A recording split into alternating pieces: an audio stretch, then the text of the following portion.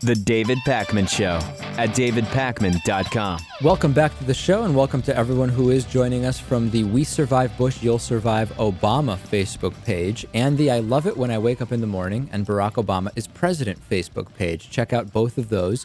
And as a heads up, as a reminder, the rest of this month, anybody who signs up for a David Pakman Show member, monthly or yearly, at davidpakman.com/membership. If you want, we'll send you a David Pakman Show bumper sticker of your choice. They are available in black or in white. Lewis, these things are flying off the shelf. We're going to have to make another order, incredibly. Perfect. Yeah. I have yet to see one on the road, though. Right. Well, it's going to take a while, I think, to start. There's a lot of cars in this country. Right. Yeah.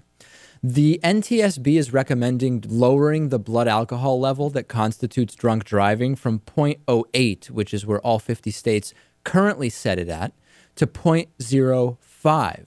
There are about 10,000 people a year who die in alcohol-related traffic accidents. About 170,000 are injured. Some of those, of course, are when there is alcohol in the car, even though there may not be evidence that anybody actually drank alcohol. So there's some challenge over these numbers, but there's no question that drunk driving deaths and injuries are a huge, huge problem in this country. I don't think anybody would challenge that notion.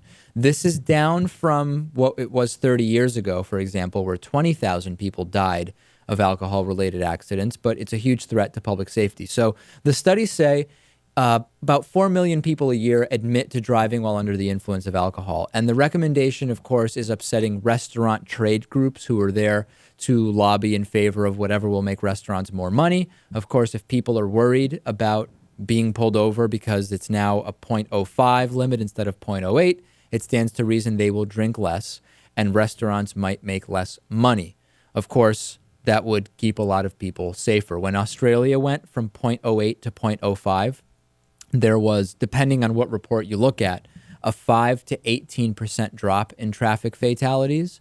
And there are actually not that many countries that even have 0.08 as the standard, right? Canada, Iraq, and the US and a few other countries have 0.08, whereas most countries in Europe, Russia, most of South America, Australia, set the BAC level at 0.05, and that it does work to reduce traffic accidents. So what is 0.08 versus 0.05? So we know that there's a lot of factors for blood alcohol level, your size, gender. Women metabolize alcohol differently than do men because of different fat versus muscle distributions in the body, how much food you have in your system. Despite all of that, if you don't have more than a drink an hour, you're basically going to be safe, is what it comes down to. Now, Lewis, when you were in Sweden, the idea there when you talk to people of drinking and then driving was like, it was mind-blowing. People couldn't believe it. Yeah, they said, you can't do that.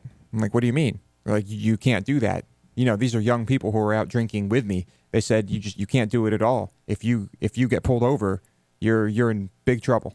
I guess there it's no tolerance. Yeah, I mean, I can't say I disagree, and then you get into the kind of rhetorical devil's advocate argument, which is, hey, if 0.05 is safer, 0.04 is even safer, 0.03 is even safer, then why not 0.02? Why not just 0, right, and be done with it? I don't think it's crazy to say if you drink, you just really shouldn't drive. 0.0 doesn't make sense because there are medications and other things which could trigger, a 0.01, 0.015, close to a 0.02, but I think that this is a good idea. I support this. Yeah, I think it will only help. I mean, as a bartender, you think this is a good idea? In this country, we will never have a zero tolerance policy. So this is, I guess, the next best thing.